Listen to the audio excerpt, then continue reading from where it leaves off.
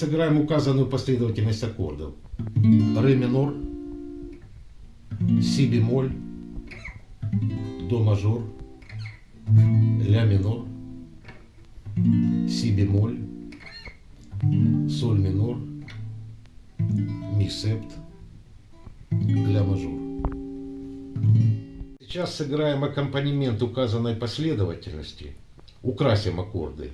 Арпеджио мы играем в следующей последовательности. Бас, струны у нас идут третья, вторая, третья, первая, третья, вторая, третья.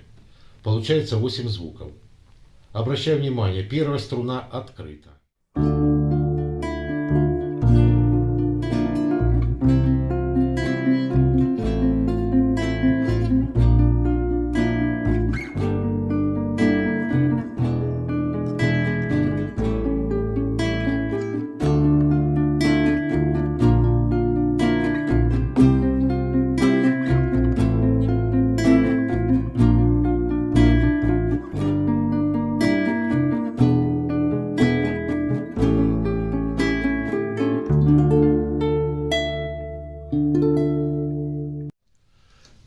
То есть у нас получилось аккорды. Один может играть аккордовую последовательность, второй может играть аккомпанемент.